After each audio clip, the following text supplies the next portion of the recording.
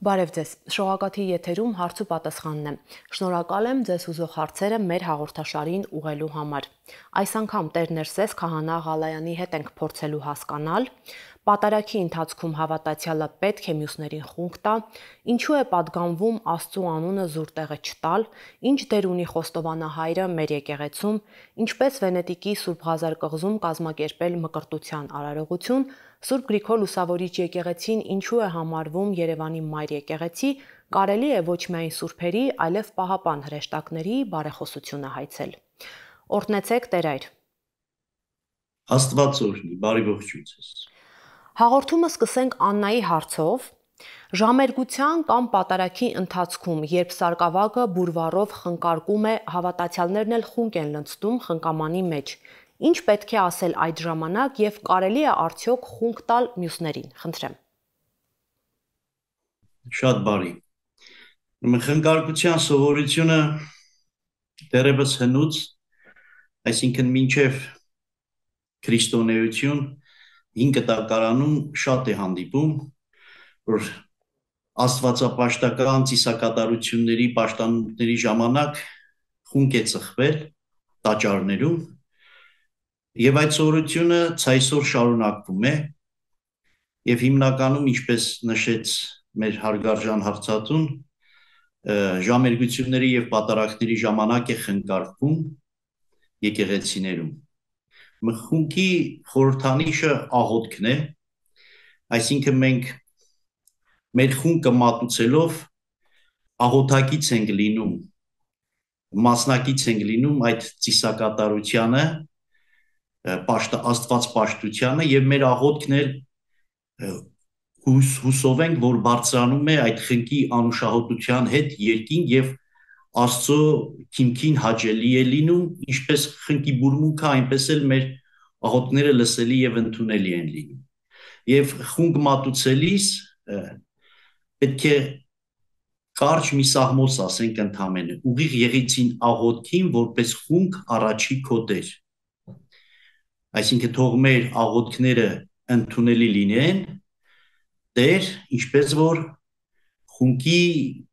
բուրմունքն է հաճելի եւ ընդունելի քեզ Տիրոջը։ Իսկ թե կարելի է մեկ ուրիշներին էլ խունկ տալ, այդպիսի կանոնական արգելք չկա։ Սովորաբար յուրաքանչյուր մարդ, ինչպես ամեն անհատ եկեղեցի գնալով ինքն է իր աղոթքով ներկայանում Աստծուն, այնպես էլ յուրաքանչյուրը իրենց հետ խունկ են ունենում, բայց եթե մեկը խնդրի, ուրեմն մերժել պետք չի, կարելի է եւ տալ։ Այդտեղ որևէ արգելք չկա։ Մարիամ Ավագյանին հետաքրքրում է քո Տեր Աստծո անունը զուր տեղը չտաս արտահայտության իմաստը։ Քո Տեր Աստծո անունը զուր տեղը չտաս, դա տասնաբանյա պատվիրաններից 3-րդ պատվիրանն է, եւ Գրիգոր Տաթևացու գիրք հարցմանցում մենք հանդիպում ենք, որ այդ 3-րդ պատվիրանը անվանվում է նաև այսպես. սուտ մի երդվիր, սուտ չերդվելու մասին է խոսքը։ Այսինքն եթե տեղի անտեղի անիմաստ խոսակցությունների ժամանակ կենցաղային մեր առօրյա կյանքում սովորություն չդառնա Աստծո անունը շահարկելու, որը ցավոք սրտի այդ բացասական սովորությունը շատերս ունենք, որպեսզի մեր խոսքը ավելի հավաստի դարձնենք, երբեմն նաև հենց մեր սուտը համոզիչ դարձնենք, շատերս շահարկում ենք, Աստծո անուն տալիս ենք ամենևին էլ չմտածելով, թե դրա հետագայում մեզ հետ ինչ կարող է պատահել։ Սուրբ Գիրքը Նոր Կտակարանում մեր Տերն էլ է ասում, որ ամենևին երդվել պետք չէ, թող ձեր այոն լինի այո եւ ոչը լինի ոչ։ Քրիստոնյայի համար երդվելու կարիք անհրաժեշտություն չկա, որովհետև ասում է դուք չեք կարող երդվել ոչ երկրի վրա, ոչ էլ երկնքի վրա, որովհետև երկնքում Աստծո աթոռն է, իսկ երկրի վրա նրա պատվանդանն է։ Եվ դուք չեք կարող երթվելով ձեր մազերը կամ սպիտակ կամ սև դարձնել, այլ պարզապես ձեր այոն լինի թող այո եւ ոչը լինի ոչ։ Ուրեմն ամենևին սա չի նշանակում, որ մենք իրավունք չունենք Աստծո անունը մեր բերանն առնել։ Պարզապես Աստծուն պիտի միշտ գոհանանք, Աստծուն փառաբանենք, Աստծուն երկրպագենք եւ ոչ թե ինչպես ասացի, մեր գործերը, մեր խոսքերը, մեր վարքը հավաստի եւ ճշմարտացիությունը ապացուցելու համար մեջտեղ բերենք Աստծո անունը, որը դա արդեն նման է երդման։ Խոսքը դրա մասին է։ Ինչ դեր ունի խոստովանահայրը հայ առաքելական եկեղեցում, ով կարող է այն ստանձնել։ Նախ փորձենք հասկանալ ինչ է խոստովանությունը եւ ապա կանդրադառնանք խոստովանահայրությանը։ Մենք մարդիկս եկեղեցի գնալով, այսինքն մենք փնտրում ենք Աստծուն եւ այդ լավ է, որ մարդու մեջ ցանկություն է առաջանում խոստովանելու, այսինքն զղջման գիտակցում է ունենում, հասկանում է իր մեղավոր լինելը եւ ցանկանում է խոստովանել։ Ուրեմն սա վերաբերում է ապաշխարության կարգին, մեր եկեղեցին ունի 7 խորհուրդ, որոնց շարքին է դասվում ապաշխարություն։ Ուրեմն մարդը զղջալով, հասկանալով իր մեղավոր լինելը եւ զղջալով ուզում է ապաշխարել, այսինքն մեղքերին թողություն ստանալ։ Իսկ դա տրվում է եկեղեցիներում խոստովանահոր միջոցով, այսինքն պիտի մենք խոստովանենք մեր մեղքերը, բարձրաձայնենք եւ մեզ մեղքերի թողություն տրվի ինչ որ մի անձի միջոցով Աստծուց։ Եվ այդ միջոցը, այդ թողություն տվողը իհարկե Աստված է, բայց խոստովանահոր միջոցով։ Բոլոր հոգևորականները, օծյալ հոգևորականները իշխանություն ունեն մեղքերի թողություն տալու եւ կարող են լինել խոստովանահայր, բայց խոստովանահայրերը կարգվում են վիճակավոր եպիսկոպոսի հրամանագրով եւ դրանք հիմնականում լինում են տարեց փորձառու հոգևորականներ։ Սա խոսքը անհատական խոստովանության մասին է, որը թերևս այսօր քիչ է հանդիպում, այդ ինստիտուտը ամբողջական չի գործում եւ դա եղել է վանքերում, խոստովանահայրեր են եղել, ծերեր, իսկ հիմա հիմնականում կատարվում է ընդհանրական խոստովանության կարգը, որը լինում է պատարակներից առաջ, նախքան Սուրբ Պատարակի սկիզբը ընդհանրական խոստովանության կարգ է կատարվում, ընթերցվում է զղջման կարգը եւ այդտեղ թվարկվում են բոլոր այն հնարավոր եւ անհնարին մեղքերը,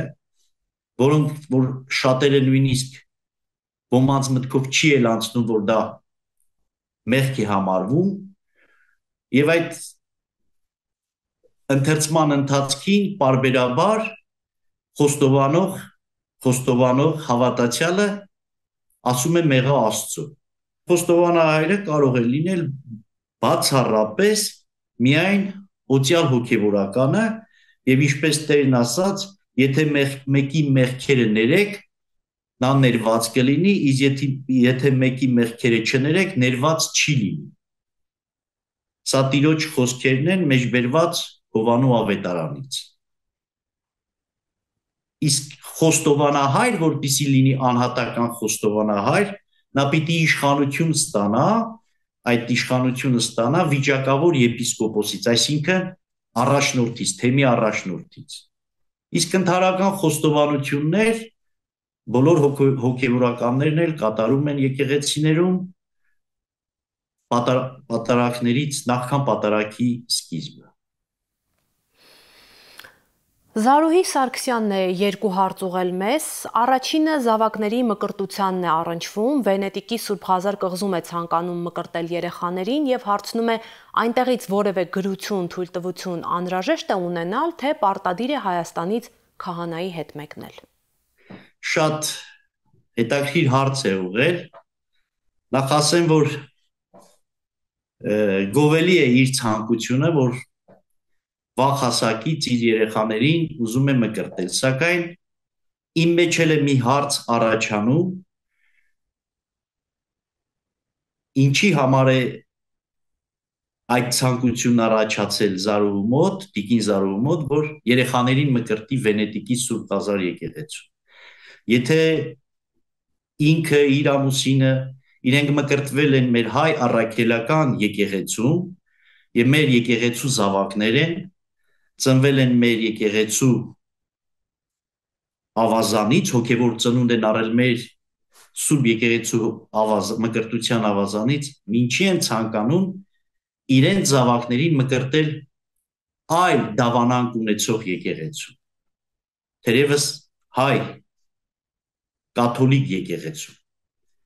Հետևաբար ես Տիկին Զարուհուն խորհուրդ կտամ, որ իրենց զավակներին իրենք առիթ չհանդիսանան դավանափոխ լինելու, պատճառ չդառնան, հետագայում գուցե եւ իրենց զավակները չափահաս դառնալով իրենց մեղադրեն, որ իրենք մանուկ են եղել, չեն գիտակցել, ինչ են իրենց ծնողները առաքելական եկեղեցին թողած մկրտել կաթոլիկ եկեղեցու։ Աստված ամենտեղ գործում է, մկրտության խորհրդակատարը հոգևորականն է, բայց մկրտությունը կատարվում է Աստծո շնորհով։ Կարիք չկա հեռու գնալ, մենք սովորաբար այս մեր ժամանակներում ժամանակակից մարդը իր բնակավայրի եկեղեցին թողնելով, իր տան մոտիկ եկեղեցին թողնելով միշտ ձգտում է հեռուն, որքան հեռու, չգիտեմ, այնքան ավելի կարծես թե Աստծուն հաճելի։ Այդպիսի բան չկա, սիրելիներս, բան չունեմ ասելու։ Եթե ցանկանում եք, որ առավել ինչ-որ թերևս բոլոր եկեղեցիներն էլ սուրբ են, ոչ մի եկեղեցի մեկից առավել կամ նվաշ չի։ Ինչպես ասացի, ամեն տեղ էլ Աստծո Սուրբ Հոգին է գործում, բայց խորհուրդ տամ, ցանկանում եք գնացեք Երուսաղեմ, տերունակող վայրեր, որպես ուխտավոր, եւ այնտեղ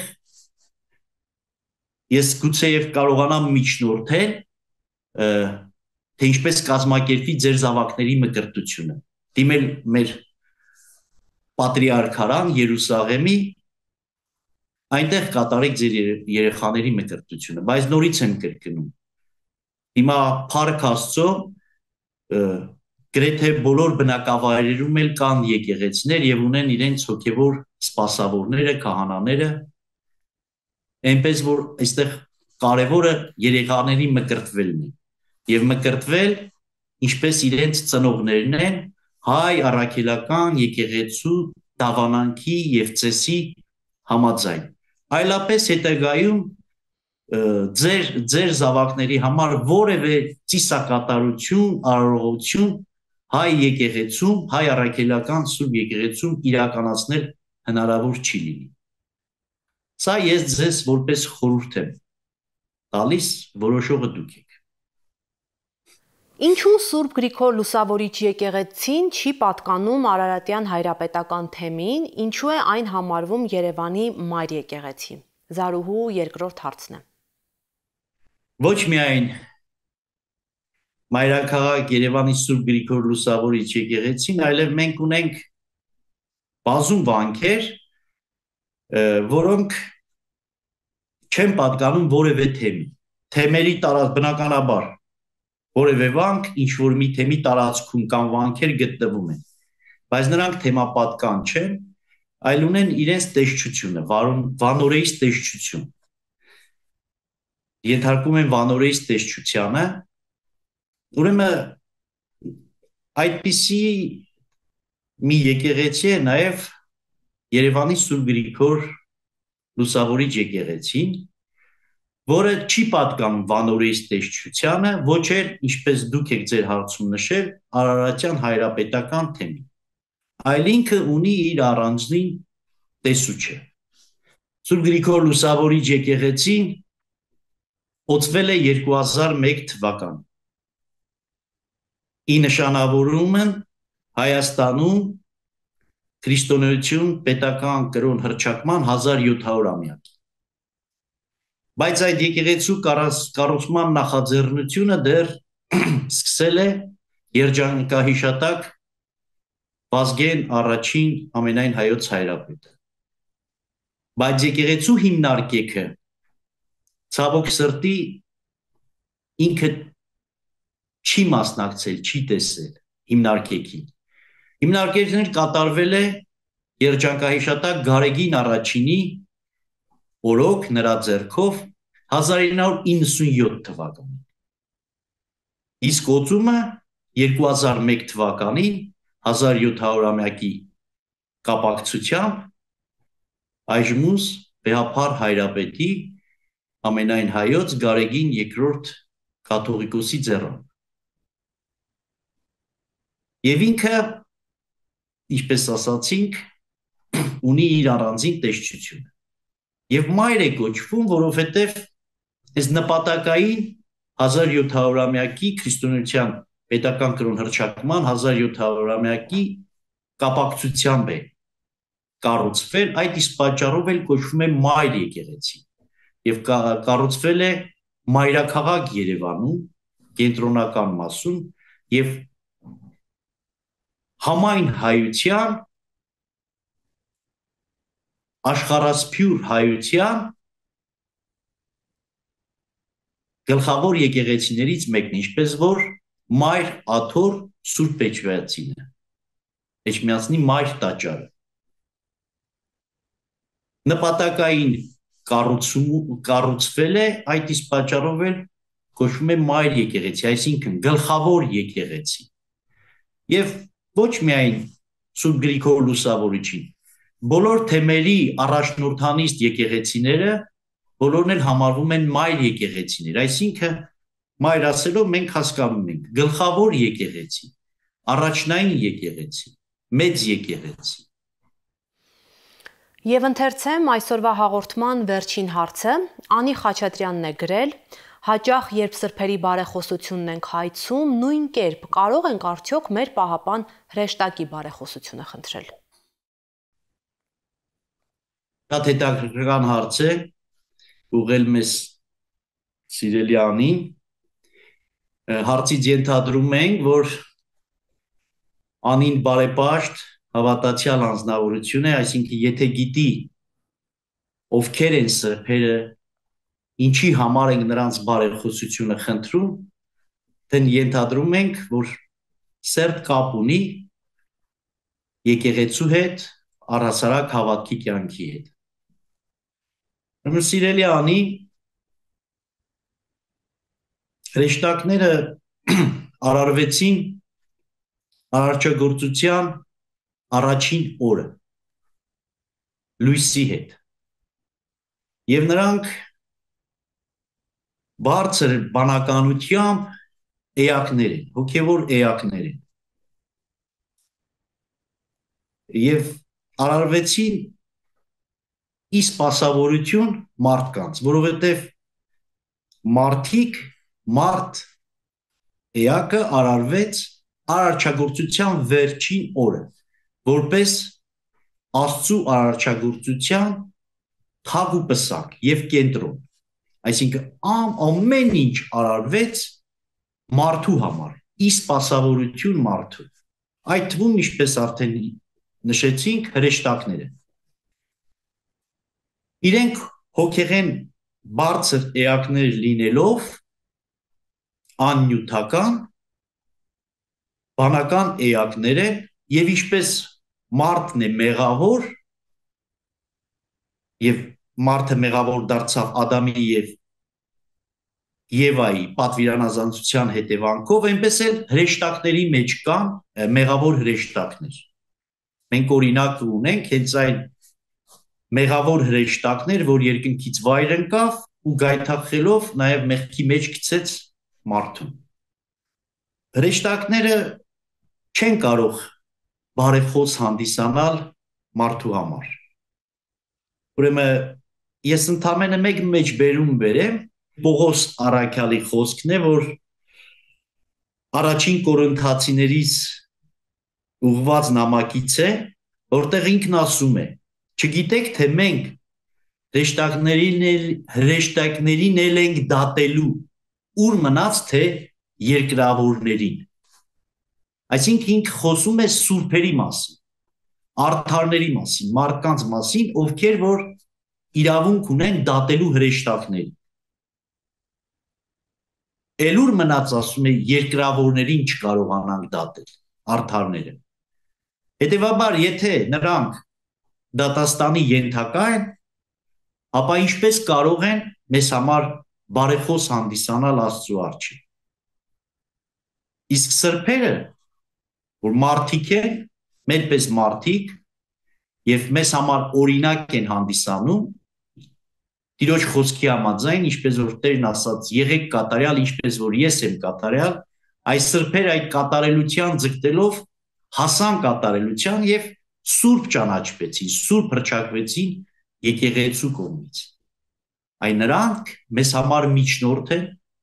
Աստծու առաջ, բարեխոս կարող են հանդիսանալ։ Իսկ հրեշտակները պարզապես